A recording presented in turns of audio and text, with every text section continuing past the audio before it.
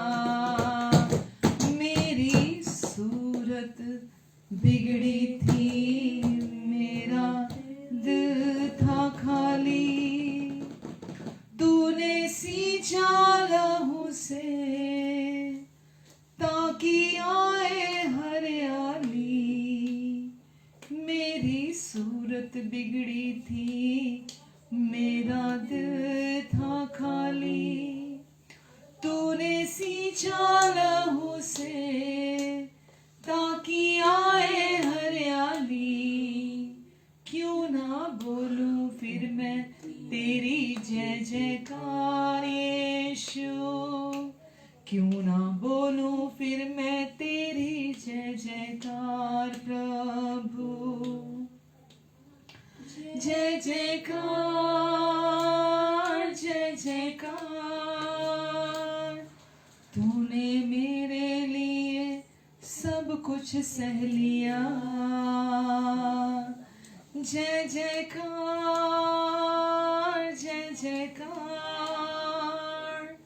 तूने मेरे लिए सब पूरा किया। जय जयकार जय जयकार, तूने मेरे लिए क्या कुछ ना किया, तूने मेरे लिए क्या कुछ ना किया। आमेन, हालेलुया। हाँ प्रभु यीशु मसीह, आपने हमारे लिए सब कुछ पूरा कर दिया ताकि हम पिता की भरपूरी में चलें। हम धन्यवाद देते यीशु आपको। यीशु, हमें पिता के प्यार से भरपूर किया आपने प्रभु। आप हमारे लिए वो मार्ग बने जिस मार्ग के द्वारा वो प्रेम हमारे हृदय तक पहुंचे, वो सच्चाई हमारे हृदय तक पहुंचे। इसलिए आपने कहा कि तुम सच्चाई को जानोगे और सच्चाई तुम्हें आजाद करेगी। आपका प्रेम ही वो सच्चाई है, वो अनुग्रहकारी प्रेम जो हमारे हृदय तक पहुंचा और उस सच्चाई ने हमें आजाद किया। हम धन्यवाद देते प्रभु यीशु मसीह आपको। धन्यवाद जीसस, हालेलुया।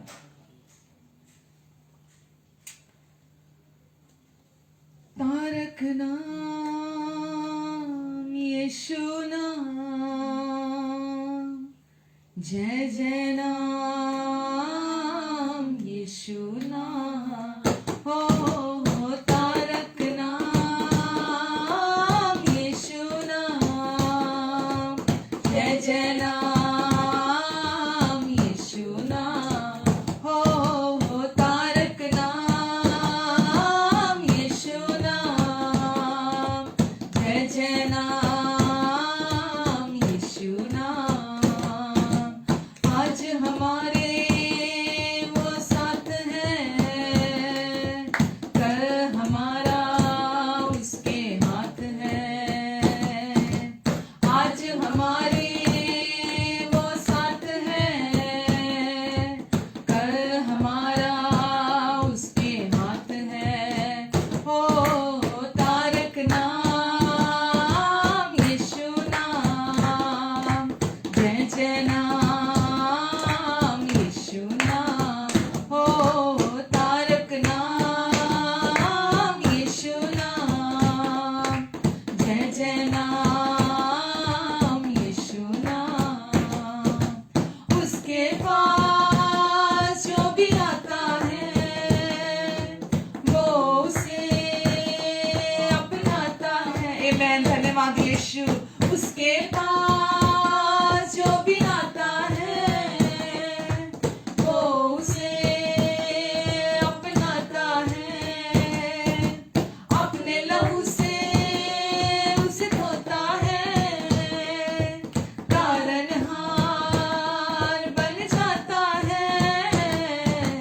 तारक नाम यीशु नाम, जय जय नाम यीशु नाम, हो तारक नाम यीशु नाम, जय जय नाम यीशु नाम। बहती नदी वो प्यासे दिल को, वो सावन है बंजर मन को। बहती नदी वो प्यासे दिल को, वो सावन है बंजर मन को। तारक नाम यीशु नाम,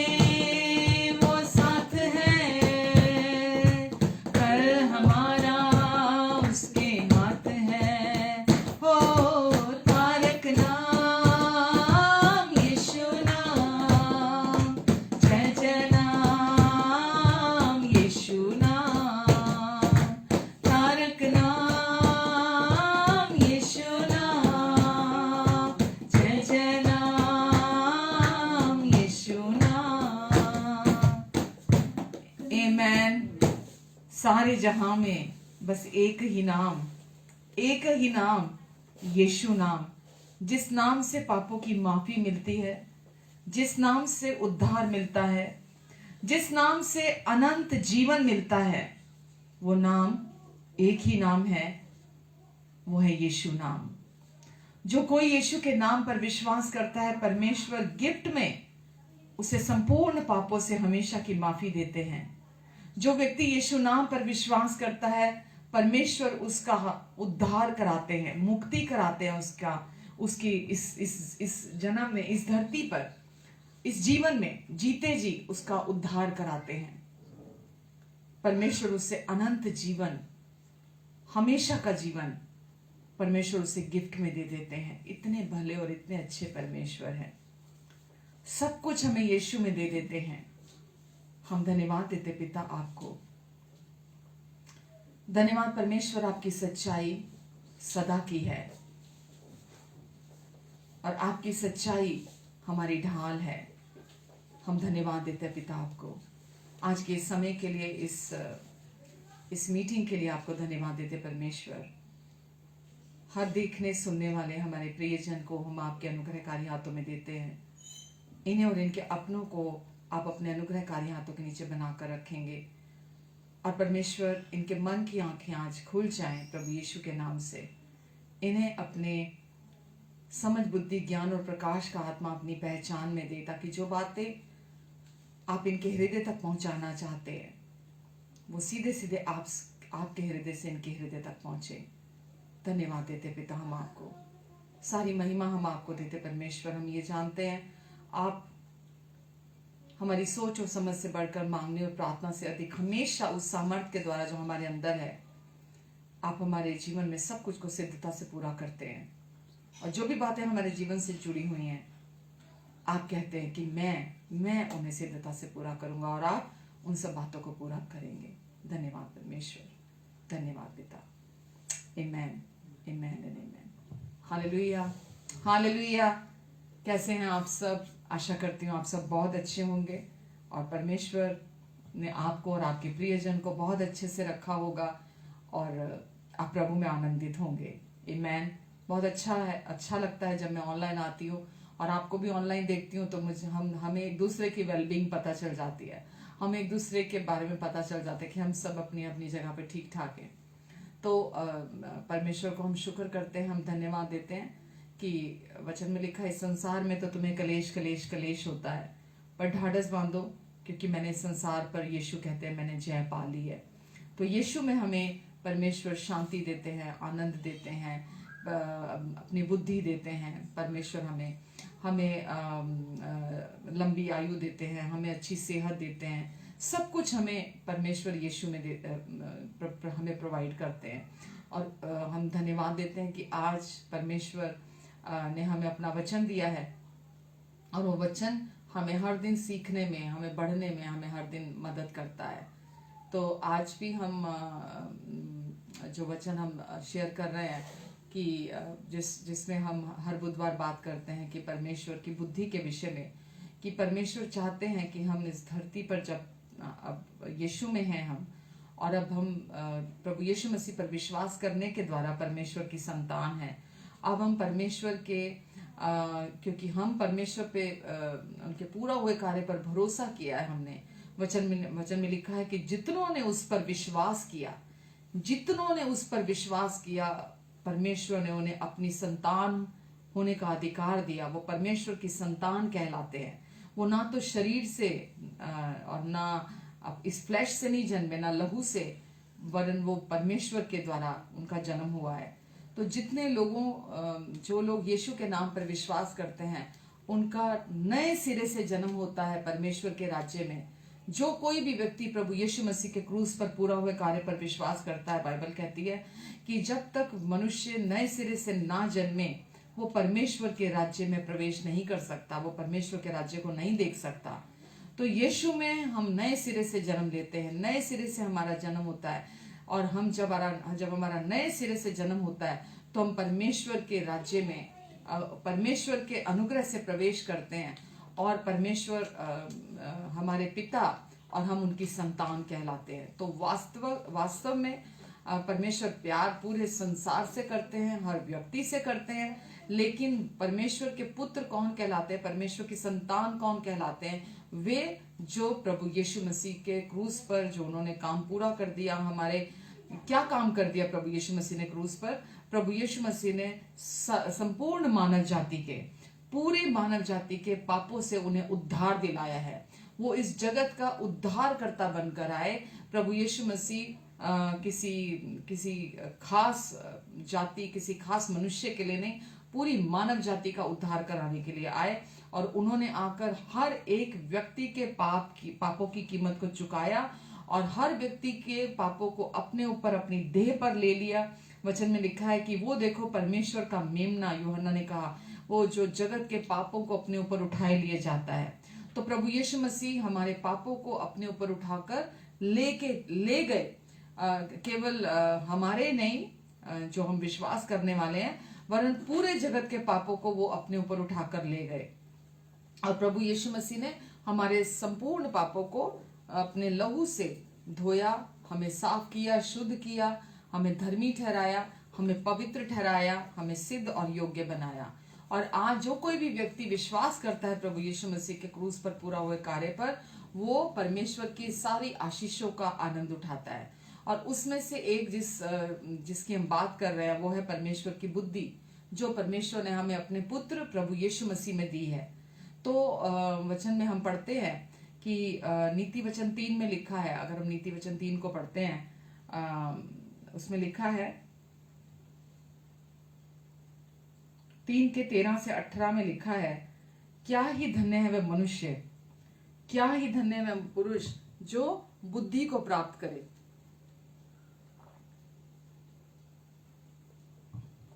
क्या ही धन्य है वह मनुष्य जो बुद्धि को पाए, और वह मनुष्य जो समझ को प्राप्त करे।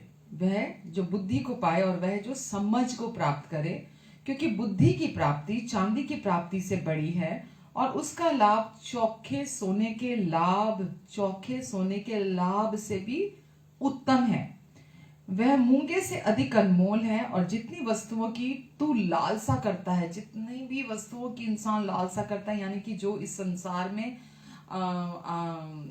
मौजूद है, और व्यक्ति चाहता है ये भी मेरे पास हो, वो भी मुझे मिल जाए, ये भी मेरे पास हो, जितनी वस्तुओं की तू लालसा करता है, उनमें से कोई भी उसके तुल्य नहीं ठहरेगी, उनमें से कोई भी उसके तुल्य नहीं ठहरेगी।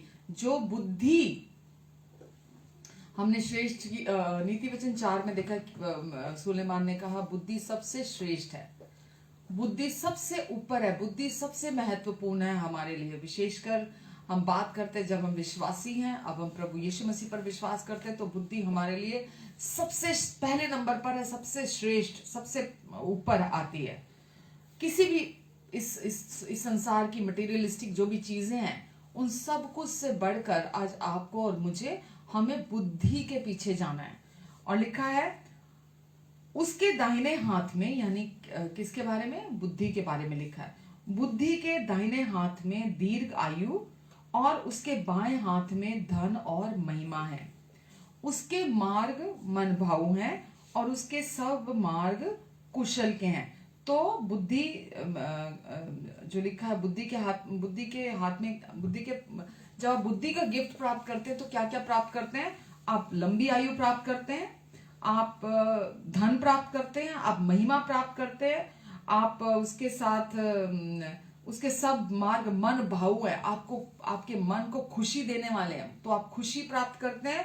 और उसके सब मार्ग कुशल के हैं, आप शांति को प्राप्त करते हैं। तो जब आप बुद्धि को प्राप्त करते हैं तो 5 चीजों को प्राप्त करते हैं। आप लंबी आयु पाते हैं, आप धन को पाते हैं, आप महिमा को पाते हैं, आप शांति को पाते हैं, आप आनंद को पाते हैं, आप खुशी को पाते हैं, जब आप बुद्धि को अपने जीवन में प्राप्त करते हैं। तो सुलेमान यहाँ वर्णन कर रहा है कि बुद्धि के बारे में कह रहा है कि क्या ही धन्य है वो पुरुष जो बुद्धि को प्राप्त करे। और हम ये जानते हैं कि सुलेमान ने, परमेश्वर ने जब उसे दर्शन दिया, हम अभी आगे पढ़ते हैं उसको, तो उसने परमेश्वर से बुद्धि मांगी, और जब उसने बुद्धि मांगी तो परमेश्वर ने उसे बुद्धि के साथ साथ जो दिया, हम आगे भी जाके पहला राजा 3 में पढ़ेंगे कि क्या कहता है वो वहां पर। 18 में लिखा है, जो बुद्धि को ग्रहण कर लेते हैं उनके लिए वह जीवन का वृक्ष बनती है, और जो उसको पकड़े रहते हैं वह धन्य है। तो जो बुद्धि को ग्रहण करते हैं, बुद्धि उन्हें जीवन प्रदान करती है, वो जीवन का वृक्ष है। तो परमेश्वर हमसे चाहते हैं, हमारी जिंदगी से क्या चाहते हैं कि हम परमेश्वर से उनकी बुद्धि को ग्रहण करें, हम उनसे बुद्धि को प्राप्त करें। अभी इस संसार में जब हम रहते हैं, इस दुनिया में जब हम रहते हैं, तो हम किसी भी व्यक्ति को कैसे जानते हैं, उसके विषय में हम कैसे जानते हैं? हाँ, जब तक कोई व्यक्ति मुंह बंद करके बैठा है, हमें उसके बारे में नहीं पता चलता, चुपचाप बैठा, हमें उसके बारे में नहीं पता चलता। लेकिन जब कोई व्यक्ति अपना मुंह खोलता है तो हमें पता लगता है उसके अंदर बुद्धि का आत्मा है या उसके अंदर कुड़कुड़ाने का आत्मा है, उसके अंदर शिकायत करने का आत्मा है, उसके अंदर आशाहीनता का आत्मा है, उसके अंदर नकारात्मक सोच का आत्मा है, उसके अंदर सकारात्मक सोच का आत्मा है, या उसके अंदर आशावान आत्मा है। उसके अंदर कौन सा स्पिरिट काम कर रहा है? तो हम जब भी किसी से मिलते हैं और जब वो व्यक्ति मुंह खोलता है, उसके मुंह खोलने से हमें पता चलता है कि उसके अंदर कि वो कौन सी स्पिरिट काम कर रही है ना। डर की स्पिरिट भी काम करती है लोगों के अंदर। तो कोई भी व्यक्ति जब मुंह खोलता है तो हमें पता चलता है उसके अंदर कौन सी स्पिरिट काम कर रही है। और परमेश्वर चाहते हैं कि हम जो परमेश्वर की संतान हैं, अब अगर आप संसार के लोगों को देखेंगे, उनके पास भी बुद्धि है और उन्होंने भी बहुत बड़ी चीजें अपने जीवन में की हैं, प्राप्तियां की हैं उन्होंने। वो जो बुद्धि उनके जीवन में है वो उनके लिए एक अच्छा गिफ्ट हो सकती है कि वो उन्होंने उनके जीवन में एक हद तक कुछ चीजों को किया है। लेकिन जो परमेश्वर की संतान हैं, आज हमारी जिंदगी में जब परमेश्वर की बुद्धि हम मांगते हैं और परमेश्वर की बुद्धि हम में से होकर काम करती है, तो हमारे जीवन में वो एक अच्छा गिफ्ट नहीं है, वो एक परफेक्ट गिफ्ट की तरह हमारे जीवन में काम करती है। और जब हमारे अंदर परमेश्वर की बुद्धि होती है तो हम जब मुंह खोलते हैं, जब हम बोलते हैं, तो लोगों की जिंदगियों में उन्हें अपनी समस्याओं से हल प्राप्त होता है, लोगों की जिंदगी में वो शांति को प्राप्त करते हैं। लोगों मतलब हम देखते हैं कि उससे उत्तम बात, आप जब मुंह खोलते हैं, जब आप परमेश्वर से बुद्धि मांगते हैं और परमेश्वर की बुद्धि को आप रिसीव करते हैं और फिर जब आप अपना मुंह खोलते हैं, तो लोग आपके द्वारा उस बुद्धि की बातों को सुनते हैं जो उन्होंने आज तक इस संसार में नहीं देखी है, नहीं सुनी है, उनको नहीं मालूम है।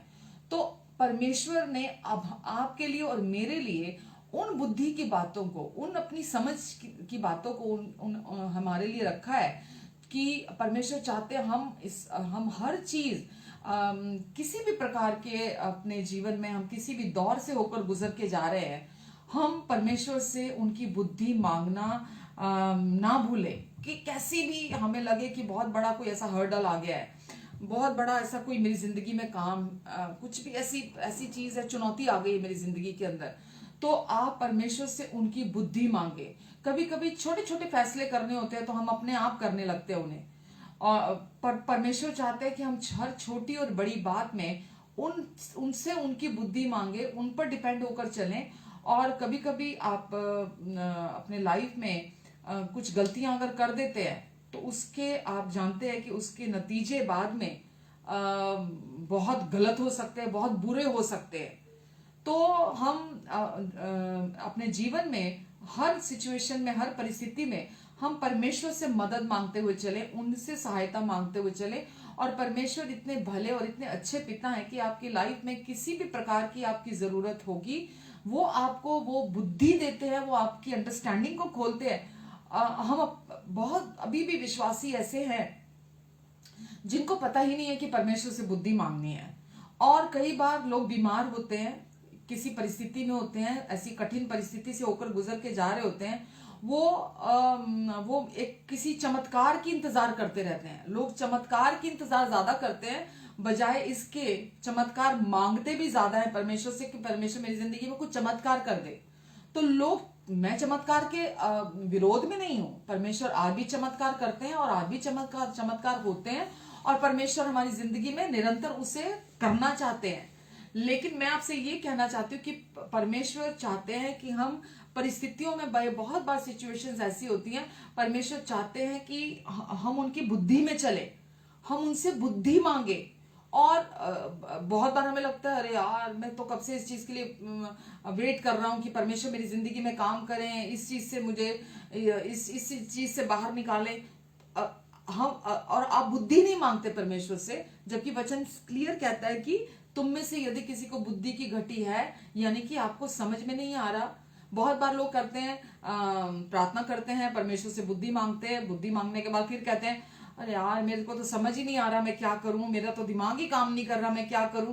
तो इसका मतलब अभी तक आपको पता ही नहीं है कि परमेश्वर से उनकी बुद्धि कैसे मांगी जाती है। एक बार जब आप प्रार्थना करते हैं और आप किसी भी सिचुएशन में होते हैं, आप परमेश्वर से जब बुद्धि मांगते हैं, तो बुद्धि कहाँ दी जाए, परमेश्वर कहाँ देते हैं आपको? आपके हृदय में आप विश्वास करते हैं कि मैंने प्रार्थना की है और परमेश्वर ने मुझे बुद्धि दे दी है। आप विश्वास से उस बुद्धि को रिसीव करते हैं, और जब आप विश्वास से उस बुद्धि को रिसीव कर लेते हैं, फिर आप ये नहीं कहते अरे यार मेरा तो दिमाग ही काम नहीं कर रहा, मुझे तो समझ में नहीं आ रहा कि मैं क्या करूं, मैं क्या नहीं करूं। क्योंकि आप जानते हैं कि परमेश्वर ने खुद कहा है कि तू मांग तो मैं तुझे बुद्धि दूंगा। तो परमेश्वर को खुशी मिलती है इस बात पे कि आप उनसे परमेश्वर से विश्वास से मांग रहे हैं, तो ये चीज उन्हें खुशी देती है। और जब आप मांगते हैं तो मांगने पर वो आपको उसके साथ बाकी और भी जो भी आपकी जरूरत है वो आपकी हर जरूरत को पूरा करते हैं। तो परमेश्वर चाहते हैं कि आप हर समय हर सिचुएशन में चमत्कार की इंतजार ना करें, वरन आप परमेश्वर से और ना संसार के ज्ञान से ना अपनी समझ का सहारा लेते हुए चले। परमेश्वर चाहते हैं कि आप परमेश्वर से उनकी बुद्धि मांगे, प्रार्थना करें, उनसे उनकी बुद्धि मांगे। और जब आप एक बार मुंह खोल के बुद्धि मांग लेते हैं तो फिर विश्वास से परमेश्वर को आप धन्यवाद दें कि परमेश्वर पिता मैं धन्यवाद देता हूं, मैं धन्यवाद देती हूं कि मैंने आपसे बुद्धि मांगी और आपने मुझे अपनी बुद्धि दे दी है। और मैं अब अंदर से विश्राम करता हूं, मैं अंदर से रेस्ट करती हूं कि आपने मेरी प्रार्थना को सुना और उत्तर भी दे दिया। फिर आप विश्वास करते हैं जब, तो फिर वो बुद्धि आपके अंदर से, जब आप खड़े होते हैं, आपके मन को नहीं समझ में आ रहा, आपके मन को नहीं पता लगता कि आप उस समय जब परमेश्वर आपको आपके हृदय में दे देते हैं। लेकिन जब आप विश्वास करके खड़े होते हैं तो परमेश्वर की बुद्धि आप में से बोलती है, आप में से बहती है, आपके कार्यों के द्वारा, आपके बोलों के द्वारा, आपकी हर चीज में वो दिखाई देती है। तो आपको परमेश्वर से बुद्धि मांगने की जरूरत है, क्योंकि जो उनसे बुद्धि मांगता है परमेश्वर उस व्यक्ति से प्रसन्न होते हैं। उन्हें ये चीज प्रसन्नता देती है, उन्हें ये चीज खुशी देती है जब हम परमेश्वर से बुद्धि मांगते हैं। अगर कोई व्यक्ति लंबे समय से बीमार है तो केवल उसे बहुत बार हम सोचते हैं परमेश्वर मेरे तरीके से काम करे, परमेश्वर मेरी रीति से काम करे, जैसा हम सोचते हैं कि परमेश्वर काम करे, हम सोचते हैं परमेश्वर उस तरह से मेरे मुताबिक काम करे। पर परमेश्वर हर बार अलग तरीके से काम करते हैं आपकी जिंदगी में। आज उन्होंने आपके जीवन में किसी एक तरीके से काम किया, अगली बार वो चाहते हैं कि आप जब उन पर डिपेंड होकर चलेंगे वो आपके जीवन में और अलग तरीके से काम करना चाहते हैं। तो परमेश्वर चाहते हैं कि हम जब भी हमारी जिंदगी में हमें जरूरत है, चाहे वो हमारे आर्थिक जरूरत है, चाहे वो हमें शारीरिक चंगाई की जरूरत है, चाहे वो कोई हमारी लाइफ में सिचुएशन है ऐसी जो हमें जिसमें से बाहर आने का रास्ता चाहिए, चाहे हमारी लाइफ में डिफिकल्ट लोग हैं जिनको हैंडल कर पाना हमारे लिए बहुत, हमें लग रहा है कि बहुत टफ है, हम उन्हें हैंडल नहीं कर सकते, तो परमेश्वर हमें अपनी बुद्धि देते हैं। हम उन सिचुएशंस में हम परमेश्वर से बुद्धि मांगते हैं और परमेश्वर हमें जब अपनी बुद्धि देते हैं तो वो बुद्धि हमारे लिए आगे मार्ग तैयार करती है, हमारे लिए रास्ता तैयार करती है, हमें शांति से भरती है। वो बुद्धि हमें आदर दिलाती है, हमें महिमा दिलाती है हमारी जिंदगी में, हम जीवन को अनुभव करते हैं। तो जब हम अपने हृदय में विश्वास से बुद्धि को रिसीव करते हैं तो वो बुद्धि हमारे लिए जीवन का वृक्ष ठहरती है। तो वो बुद्धि हमारे लिए, इसीलिए वचन में लिखा है, सुलेमान ने कहा कि बुद्धि सबसे श्रेष्ठ है और परमेश्वर चाहते हैं हम उनकी बुद्धि पर डिपेंड होकर चले। आमेन, हालेलुया। आइए हम देखते हैं पहला राजा, उसके उसके 3rd चैप्टर में हम देखते हैं पहला राजा में पहला राजा चैप्टर 3।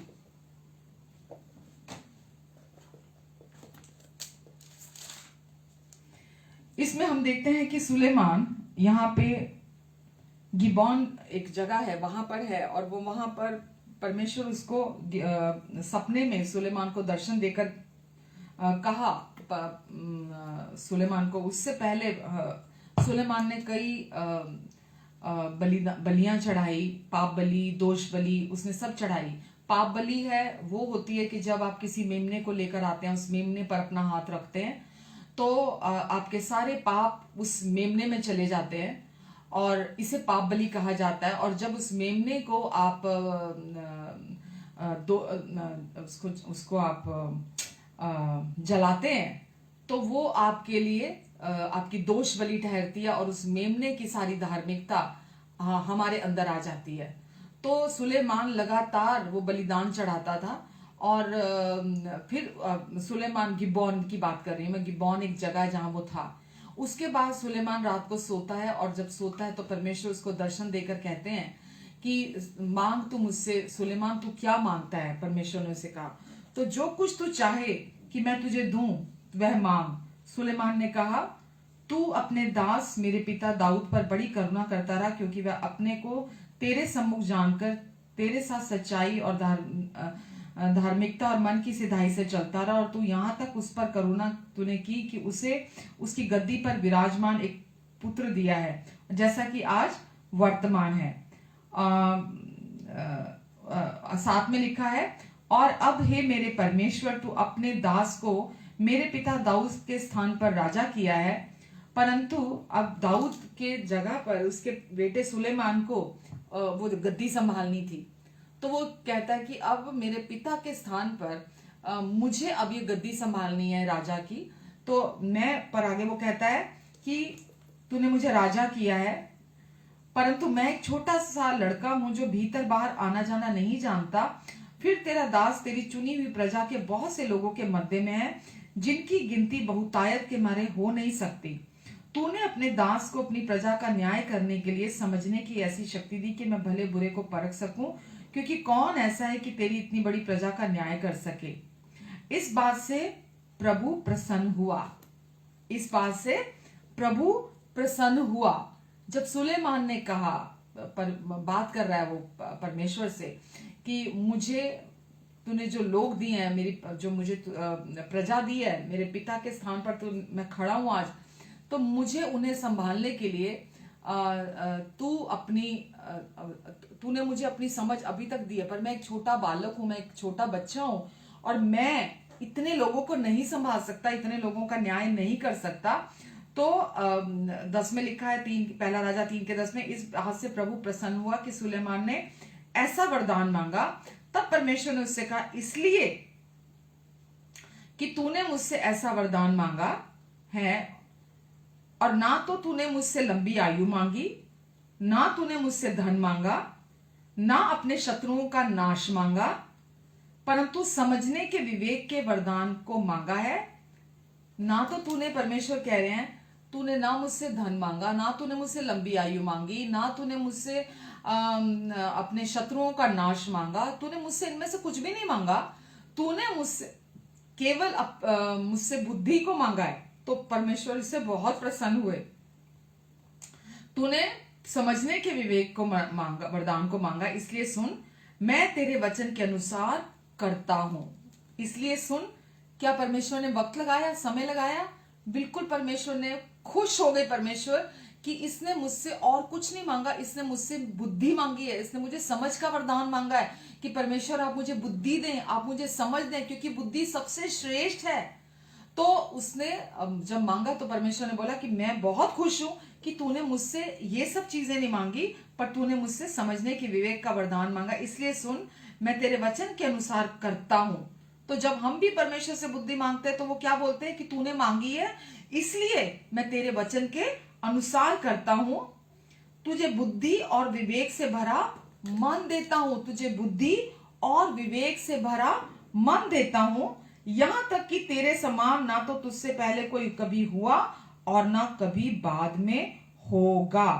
और फिर जो तूने नहीं मांगा, अर्थात धन और महिमा, वह भी मैं तुझे यहां तक देता हूं कि तेरे जीवन भर कोई राजा तेरे तुल्य ना होगा। तो परमेश्वर ने बोला कि मैं तेरे वचन के अनुसार करता हूं, तुझे बुद्धि और विवेक दोनों से भरा हुआ मन देता हूं। तो परमेश्वर ने उसे बोला कि क्योंकि तूने मुझसे बुद्धि मांगी है, इसीलिए मैं तुझे बुद्धि, समझ से भरा, विवेक से भरा हुआ तुझे मन देता हूं। बहुत बार ऐसा होता है कि कुछ कभी कभी लोग हमसे जब बात करते हैं, तो जब वो हमसे बात करते हैं तो हम उसका मतलब नहीं समझ पाते और हम उसका मतलब कुछ और निकाल लेते हैं। लेकिन जब परमेश्वर से आप बुद्धि मांगते हैं तो आप एग्जैक्ट लोग क्या कहना चाह रहे हैं, वो क्या बोलना चाह रहे हैं, वो समझ, वो विवेक से भरा हुआ मन परमेश्वर आपको बुद्धि के साथ देते हैं। आमेन। जो वो बहुत बार लोग क्या बोलूं मैं, लोग जो इंसान ने कहा भी नहीं, लोग उसको समझ अज्यूम कर लेते हैं कि नहीं नहीं इसने ये कहा है, इसका कहने का मतलब ये नहीं, इसका कहने का मतलब ये है। वो कुछ और ही अज्यूम कर लेते हैं जब कोई व्यक्ति उनसे कुछ बात करता है तो। लेकिन परमेश्वर कहते हैं कि जब तुम मुझसे बुद्धि तूने मांगी है, मैं तुझे बुद्धि भी दूंगा, मैं तुझे समझ दूंगा, मैं तुझे समझ से भरा हुआ, मैं तुझे तेरे मन में ऐसा विवेक दूंगा कि तू बातों को अपने अंदर जांच पाएगा, तू समझ पाएगा, उन बातों को अंडरस्टैंड कर पाएगा। तू अज्यूम नहीं करेगा, अच्छा इसके कहने का मतलब ये था, अच्छा अच्छा इसने ये नहीं ये कहा, अच्छा ऐसा क्या है, तो तू ऐसा नहीं करेगा। तेरे अंदर वो समझ और विवेक काम करेगी जब, क्योंकि मैं बहुत खुश हूं तुझसे कि तूने मुझसे बुद्धि मांगी है। और अब न्याय करने के लिए, अब सिचुएशंस को संभालने के लिए, अब कैसी भी परिस्थिति आ जाए, कोई ऐसी कठिन परिस्थिति तेरी जिंदगी में आ जाए, तुझे कभी भी कोई भी ऐसे हालात तेरे जीवन में आ जाए, किसी भी व्यक्ति को तुझे संभालना पड़े, तुझे उस अपने उस राजपाट को संभालना पड़े, मैं तुझे बुद्धि दूंगा, तुझे वो समझ दूंगा, वो विवेक दूंगा, वो ठहराव दूंगा तेरे अंदर, वो शांत तेरे अंदर, वो आत्मा दूंगा, वो शांत मन तेरे अंदर दूंगा कि तू, जब लोग तेरे पास आएंगे, वो जब तुझसे आके बात करेंगे, जब तुझसे आके सलाह लेंगे, या तुझे कोई भी न्याय करना होगा किसी का, तो तू बिल्कुल सच्चाई से, उस बुद्धि के द्वारा जो मैं तुझे दूंगा, तू सच्चाई से वो न्याय कर पाएगा। आमेन, हालेलुया। तो परमेश्वर चाहते हैं कि हम इस संसार में अपने ज्ञान से ना चलें, हम अपनी समझ से ना चलें। हम जब इस संसार में हैं, हम, परमेश्वर ने हमें अपना विश्वास का आत्मा दिया है, हम विश्वास से उनकी बुद्धि को अपने जीवन में रिसीव करें, और जैसा परमेश्वर चाहते हैं चलना, हम उसके अनुसार चलें। आमेन। मैं तेरे वचन के अनुसार करता हूं, तुझे बुद्धि और विवेक से भरा हुआ मन देता हूं। मैं तुझे बुद्धि और विवेक से भरा हुआ मन देता हूं, यहां तक कि तेरे समान ना तो तुझसे पहले कोई कभी हुआ और ना बाद में कभी होगा, और जो तूने नहीं मांगा, अर्थात धन और महिमा। धन और महिमा, अगर हम नीति वचन पढ़ते हैं, नीति वचन 3 में हमें लिखा है धन और महिमा हमारे बाएं हाथ में है। धन और महिमा कहां, वहां लिखा है नीति वचन 3 में, आपके लिए पढ़ना चाहूंगी 13 से लेकर। क्या ही धन्य वह पुरुष, वह मनुष्य जो बुद्धि पाए, और वह मनुष्य जो समझ को प्राप्त करे, क्योंकि बुद्धि की प्राप्ति चांदी की प्राप्ति से बड़ी, और उसका लाभ चौखे सोने से भी उत्तम है, और वह मूंगे से अधिक अनमोल है। और जितनी वस्तुओं की तू लालसा करता है, उनमें से कोई भी उसके तुल्य ना ठहरेगी। लिखा है उसके दाहिने हाथ में दीर्घ आयु, और उसके बाएं हाथ में धन और महिमा है। तो यहां जो लिखा है धन और महिमा कौन से हाथ में है? धन और महिमा बाएं हाथ में है। तो जब सुलेमान ने परमेश्वर से बुद्धि मांगी, तो परमेश्वर ने उसे जो बायां हाथ है, यानी कि धन और महिमा, उसे गिफ्ट में दिए परमेश्वर ने। धन और महिमा परमेश्वर ने उसे, बुद्धि भी, उसे धन भी, उसे महिमा भी, सब गिफ्ट में दिए। जो भी हमने पढ़ा कि परमेश्वर ने कहा, ना तो तूने मुझसे दीर्घायु मांगी, ना धन मांगा, ना शत्रुओं का नाश मांगा, पर ये समझ और विवेक मैं तुझे दूंगा।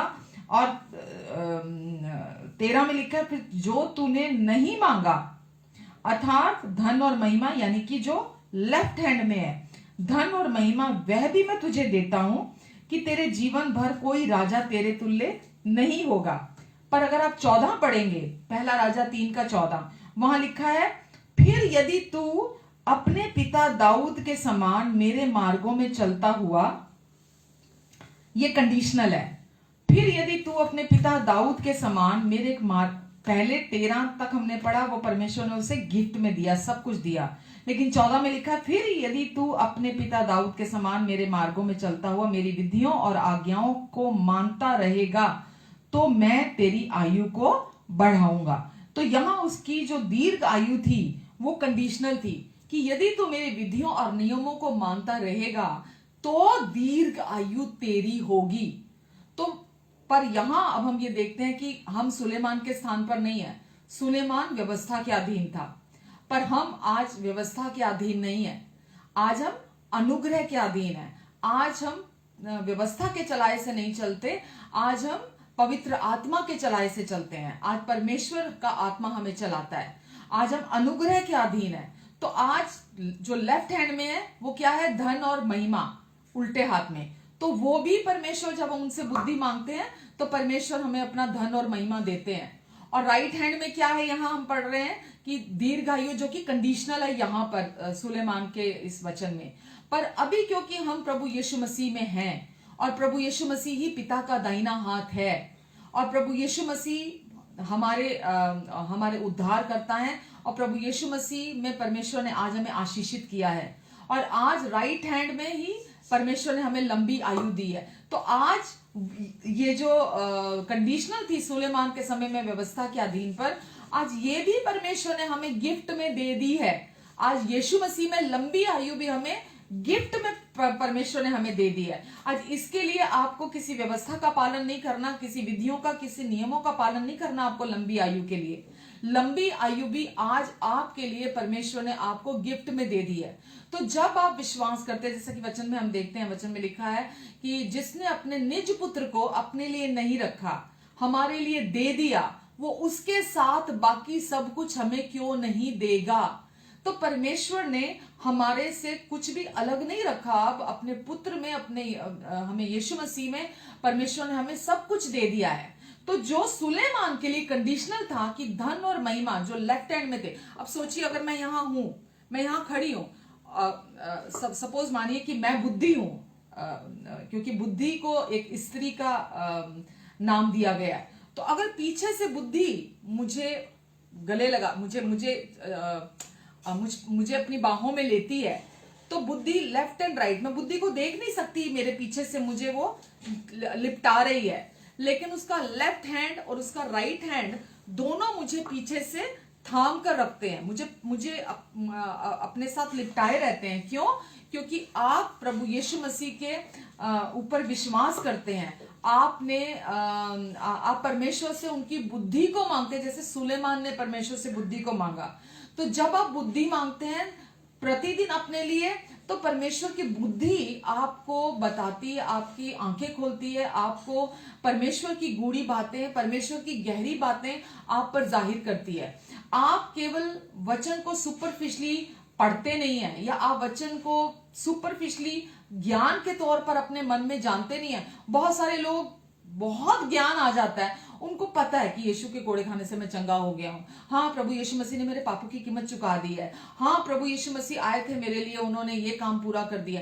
वो बाहरी तौर पर, ज्ञान के तौर पर चीजों को जानते हैं, लेकिन जब परमेश्वर की बुद्धि आपके अंदर आती है तो आप सही मायनों में, आपकी समझ खुलती है, आप उन बातों को अपने हृदय में, उस सच्चाई को अपने हृदय में आप विश्वास से आप जानते हैं। आप ये जानते हैं कि परमेश्वर आप पर रिवील करते हैं कि यीशु ने आपके लिए क्या कर दिया। तो जैसे सपोज अभी मैं आपसे कह रही हूँ, बाहर से मैं आपसे बात कर रही हूँ परमेश्वर के वचन को लेकर, आप मुझसे बाहर से सुन रहे हैं, ये बहुत जरूरी है और ये बहुत अच्छा है। मेरे द्वारा जब आप परमेश्वर का वचन सुन रहे हैं या किसी और के द्वारा आप परमेश्वर के वचन को सुनते हैं, लेकिन इस वचन को अपने हृदय में परमेश्वर से सुनना, वो आपकी जिंदगी में बदलाव को लेकर आता है। जब आप अपने अंदर परमेश्वर से उस वचन को रिसीव करते हैं और उस वचन के साथ राजी होते हैं, फिर वो वचन विश्वास, क्योंकि आप राजी कैसे होते हैं? आप उस वचन को देख नहीं सकते, क्योंकि आपका मन आपके मन में हम सोचते हैं, हम चीजों को जानते अपने उन चीजों की जानकारी को प्राप्त करते हैं, तो मन नहीं समझ पाता कि आपने हृदय में रिसीव कर लिया है। लेकिन विश्वास कहाँ आता है? हमारे हृदय में होता है। तो आप जब अपने हृदय में जब आप बुद्धि मांगते हैं परमेश्वर से कि परमेश्वर आप मुझे अपनी बुद्धि दीजिए, परमेश्वर इस सिचुएशन में से मुझे बाहर आने के लिए परमेश्वर आप मुझे अपनी बुद्धि दीजिए, और जब आप परमेश्वर से बुद्धि मांगते फिर आप विश्वास उसी समय करते कि परमेश्वर मैं विश्वास करता हूँ कि आपने मुझे बुद्धि दी है और मैं बहुत जल्द इस सिचुएशन में से बाहर आने जा रहा हूँ। तो आप परमेश्वर को धन्यवाद देना शुरू करते हो उसके लिए, ना कि आप फिर से वापिस उसमें चले जाते, अरे पता नहीं ये क्यों है, पता नहीं ऐसा क्यों हो रहा है, समझ में नहीं आ रहा है ये क्यों है, कुछ तो ठीक नहीं हो रहा, कुछ तो बदल नहीं रहा है। फिर आपके मुंह से ये शब्द नहीं निकलते हैं, फिर आप विश्वास में खड़े होते हैं, क्योंकि परमेश्वर ने जैसे ही सुलेमान ने परमेश्वर से बुद्धि मांगी, परमेश्वर ने उससे खुश हो गए, परमेश्वर उससे बहुत प्रसन्न हो गए परमेश्वर। तो उसने ना तो लंबी आयु मांगी थी, ना उसने धन, ना महिमा, ना उसने कुछ नहीं मांगा था, पर परमेश्वर ने उसे उसके बुद्धि मांगने पे बुद्धि तो उसको दी ही दी, उसको अंदर समझ, वो विवेक भी दिया, ताकि वो बातों को जैसा समझना चाहिए, जैसा सुनना चाहिए, वो वैसा सुन सके बातों को, वो वैसा समझ सके बातों को। तो आज मेरे प्रियो, हमारे लिए परमेश्वर की बुद्धि बहुत जरूरी है, बहुत इंपॉर्टेंट है, वो बहुत सबसे श्रेष्ठ है कि हम परमेश्वर की बुद्धि को अपने जीवन में प्राप्त करें। परमेश्वर की बुद्धि हमारी जिंदगी में मौत के डर को खत्म कर सकती है। जैसा मैंने अभी कहा कि आज बहुत सारे लोगों के अंदर मृत्यु का भय है, मौत का डर उनके अंदर है बहुत सारे लोगों के अंदर, जबकि वो यीशु को जान चुके हैं, फिर भी उसके बावजूद भी उनके अंदर मृत्यु का भय है। लेकिन परमेश्वर का ये प्रॉमिस है, जब आप प्रभु यीशु मसीह पर विश्वास करते हैं, क्योंकि अब हम अनुग्रह के अधीन है, अब हम पवित्र आत्मा की लीडिंग में चलते हैं, और हम ये जानते हैं कि परमेश्वर सच्चे हैं, और उन्होंने ये प्रॉमिस किया है कि जिसने अपने निज पुत्र को भी अपने लिए नहीं रखा, हमारे लिए दे दिया, वो उसके साथ साथ हमें बाकी सब कुछ देगा। तो परमेश्वर हमें अंदर से जब समझ देते हैं, अपनी हमारे विवेक में अपनी समझ को डालते हैं, तो हमारे अंदर शांत मन उत्पन्न होता है। जब हमारे अंदर शांत मन काम होता है हमारे अंदर, तो हमारा विवेक जब शांत होता है, हम परमेश्वर को भी सुन पाते हैं, हम लोगों को भी अंडरस्टैंड कर पाते हैं, हम सिचुएशन को भी भांप पाते हैं, हमें डील करने के लिए, हमें हमारे लिए न्याय करने के लिए, डील करने के लिए, चीजों के लिए हमारे लिए आसानी हो जाती है।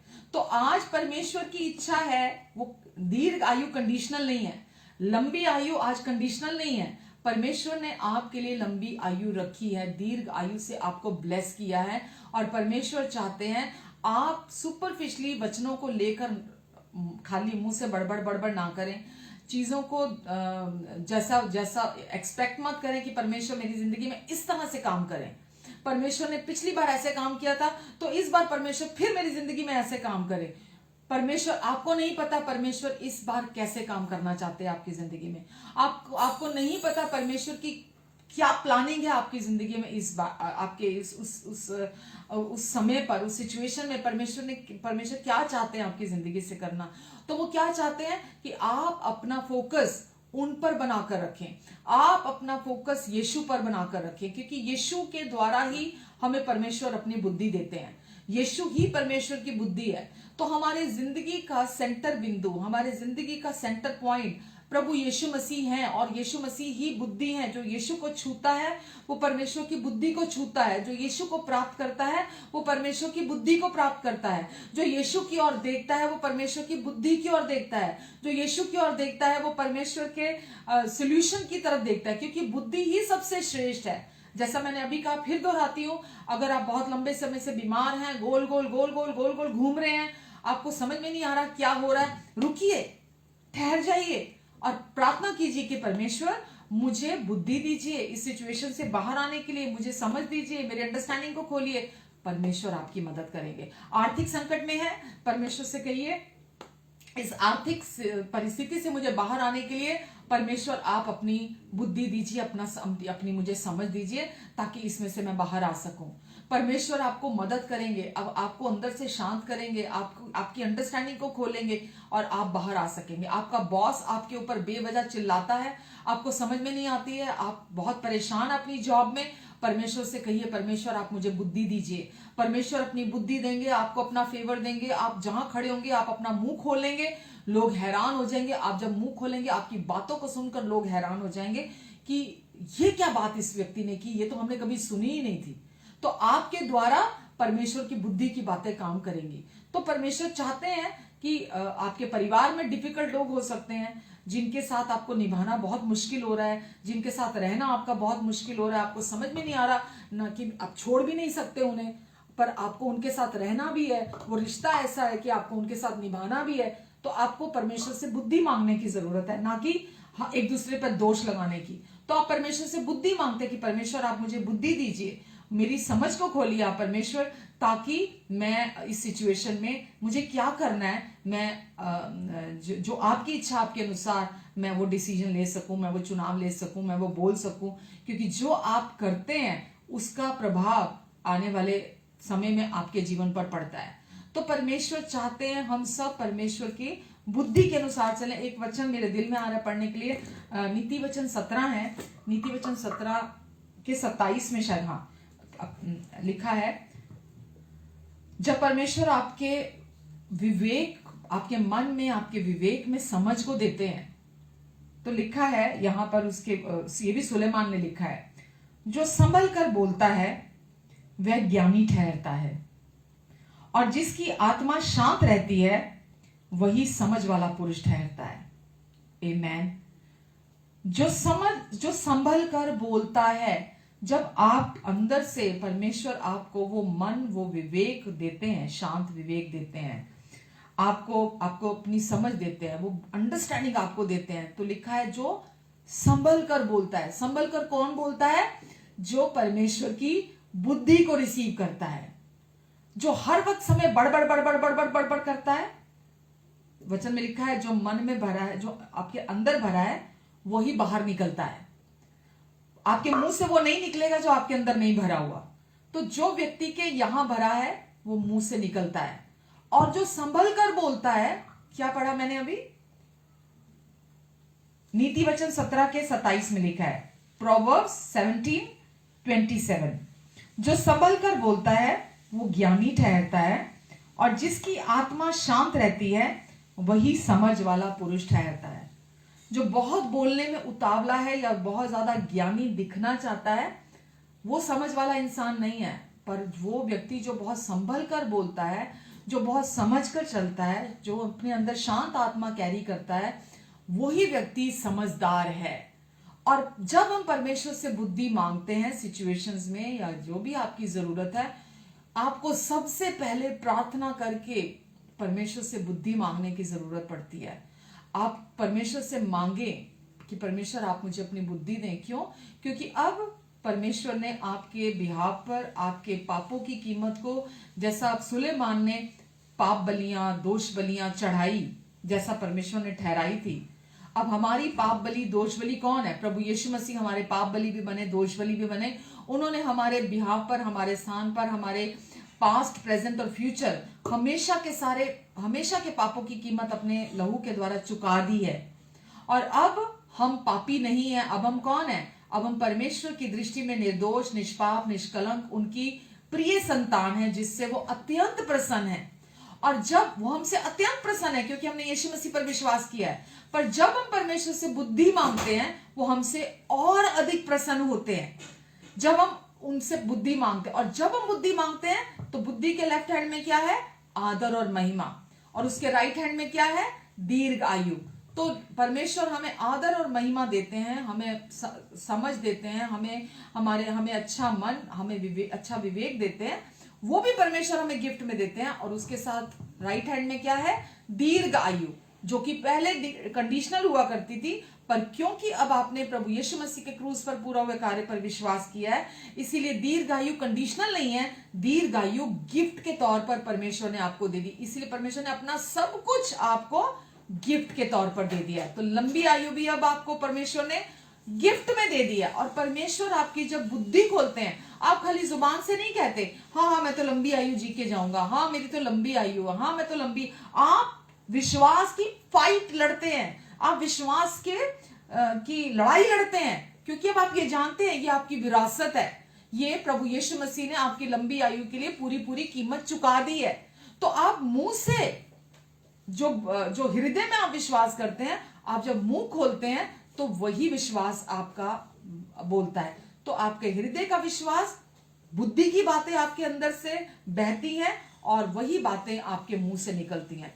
परमेश्वर सच्चे हैं, जब ये दोनों एक होती हैं तो आप उसका फल खाते हैं। इसलिए लिखा है मृत्यु आती नहीं है किसी व्यक्ति की जिंदगी में, जीव के वश में जीवन और मृत्यु दोनों है, और जो उसका सही इस्तेमाल करता है वो उसका फल खाता है।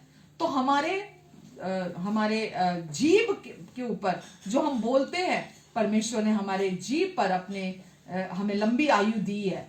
तो पहले अंदर से हम उस बुद्धि को रिसीव करते हैं विश्वास के द्वारा, और फिर वो बुद्धि हमारे लिए जीवन का वृक्ष ठहरती है। हम लंबी आयु जीते हैं, हम खुश रहते हैं, आनंदित रहते हैं, शांत आत्मा कैरी करते हैं, और धन और महिमा सब हमारी जिंदगी में हमारा पीछा करते हैं। जब हम यीशु का पीछा करते हैं तो ये सब कुछ हमारा पीछा करती है। हमें केवल यीशु का पीछा करना है, बाकी ये सारी चीजें, इसलिए वचन कहता है तुम्हारा पीछा करेंगी। आमेन, हालेलुया। तो आज हम इतना ही आज मैं चाहती हूं हम रुकें और हम वचन को जो आज हमने शेयर किया है, परमेश्वर आपकी बुद्धि, आपको अपनी समझ दें, आपको आपकी अंडरस्टैंडिंग को खोलें, और जो वचन आज आपने सुने हैं इन्हें आप दोबारा से आप इस वीडियो को सुन सकते हैं। ये आपकी प्राथमिकता है कि आपकी मर्जी है कि आप किस चीज को प्राथमिकता देते हैं। तो परमेश्वर चाहते हैं कि हम ब्लेस हों। परमेश्वर चाहते हैं हमारी जिंदगी में वो सब उन्होंने यीशु के द्वारा जो हमें दे दिया है मसीह के पहचान में, हम उसका आनंद उठाएं। तो परमेश्वर चाहते हैं कि आप इस धरती पर रहते हुए एक ब्लेसेड लाइफ को जिएं, क्योंकि परमेश्वर धन्य कहते हैं ऐसे व्यक्ति को जो परमेश्वर की बुद्धि में चलता है। तो परमेश्वर चाहते हैं कि आप जीवन के वृक्ष को पाएं। यीशु ही जीवन का वृक्ष है। आप उसे अपने जीवन के सेंटर में, अपने दिल के सेंटर में, अपनी सिचुएशंस के सेंटर में, अपने प्रॉब्लम्स के सेंटर में, कुछ भी आपकी जिंदगी में, सबके सेंटर में आप यीशु को रखें, क्योंकि परमेश्वर ऐसे ही व्यक्ति से प्रसन्न होते हैं जो यीशु को, जो कि परमेश्वर की बुद्धि है, जो कि नींव है हमारी जिंदगी की, परमेश्वर ऐसे व्यक्ति से प्रसन्न होते हैं जो अपने जीवन की नींव यीशु को बनाकर रखते हैं। आमेन। God bless you all. आइए प्रार्थना करते हैं। पिता, हम आपको धन्यवाद देते हैं आज के वचन के लिए। धन्यवाद परमेश्वर कि आप बहुत अच्छे पिता हैं हमारे, और आप चाहते हैं हम हर दिन प्रेयर करें, प्रार्थना करें, और आपसे हर दिन आपकी विजडम को, आपकी बुद्धि को मांगे, क्योंकि आप कहते हैं बुद्धि सबसे ऊपर है, बुद्धि सबसे श्रेष्ठ है। परमेश्वर, आज जो आपने इनके हृदयों से बात की है, परमेश्वर ये वचन का बीज इनके भीतर 30 गुना, 60 गुना, 100 गुना फल लेकर आएगा। मदद करें इनकी, ये बार बार इस वचन को सुने और आशीष और बरकत को पाएं। धन्यवाद पिता, मैं सारी महिमा आपको देती परमेश्वर, क्योंकि आप ही हैं जो हमारे प्रोवाइडर हैं, जो अच्छे पिता हैं। हम सब कुछ आपसे पाते हैं परमेश्वर, इसलिए हम सारा आदर, महिमा, सम्मान आपको देते हैं यीशु के नाम से। आमीन, आमीन, आमीन। God bless you all. प्रभु आपको बहुत ब्लेस करें, और आज प्रभु ने अपने वचन के द्वारा हमें फिर से धन्य किया है। आइए हम प्रभु भोज लेते हैं, और जैसा कि वचन हमें बताता है कि यीशु ने रोटी ली प्रभु ने और तोड़ी और कहा, ये मेरी देह है जो तुम्हारे लिए तोड़ी जाती है। प्रभु ने धन्यवाद देते हुए अपनी देह को तोड़वाने के लिए दे दिया, ताकि आप और मैं, हम इस धरती पर कमजोर, बीमार और मूर्खता के जीवन को ना जिए, हम इस धरती पर बुद्धिमान होकर जीवन जिए, समझदारी के साथ जीवन जिए, और हम जैसा परमेश्वर चाहते हम देखें, हम वैसा देखें, जैसा परमेश्वर चाहते हम सुने, हम वैसा सुन पाएं, जैसा परमेश्वर चाहते हम बोलें, हम वैसा बोल पाएं, और जैसा परमेश्वर चाहते हैं हम विश्वास रखें, हम वैसा विश्वास रखें, जैसा परमेश्वर चाहते हैं हम अपने भीतर परमेश्वर के प्रति, हमारे प्रति, दूसरों के प्रति राय रखें, हम वैसा रख पाए। आमेन। और प्रभु ने अपनी देह दे दी ताकि हम संपूर्ण हो जाएं। आइए प्रभु की इस देह में से खाते हैं। अगर कोई बीमारी के लक्षण है, इसी समय चले जाएंगे। विश्वास करें और विश्वास के द्वारा प्रभु की आशीषों को ग्रहण करें।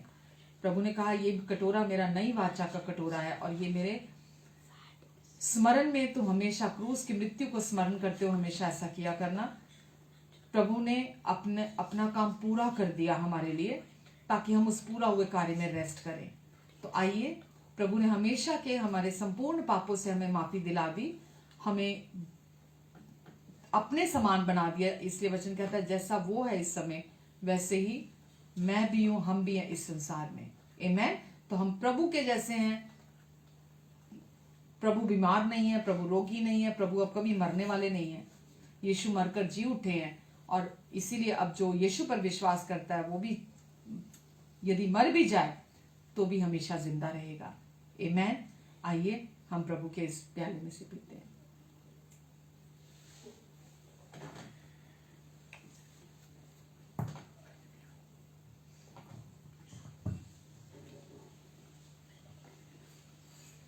प्रभु जी, हम आपको धन्यवाद देते हैं, आपने हमारे लिए सब कुछ सह लिया। तेरा प्यार है महान, तेरा प्यार है या जहान। मैं जो पहले मुर्दा था, तूने डाली मुझ में जान। तेरा प्यार है महान, तेरा प्यार है जहान। मैं जो पहले मुर्दा था, तूने डाली मुझ में जान। क्यों ना बोलूं फिर मैं तेरी जय जयकार,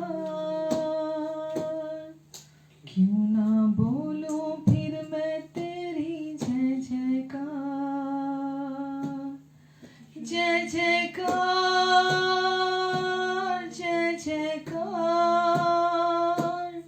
तूने मेरे लिए सब कुछ सह लिया।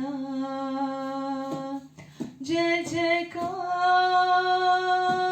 जय जयकार। तूने मेरे लिए सब कुछ सह लिया। अपनी रूह से भर दिया, अपनी शक्ति मुझको दी, ताकि दूं मैं गवाही तेरे जी उठने की। अपनी रूह से भर दिया, अपनी शक्ति मुझको दी, ताकि दूं मैं गवाही तेरे जी उठने की। क्यों ना बोलूं फिर मैं तेरी जय जयकार, क्यों ना बोलूं फिर मैं तेरी जय जयकार। जय जयकार, जय जयकार। तूने मेरे लिए सब कुछ सह लिया। जय जयकार, जय जयकार।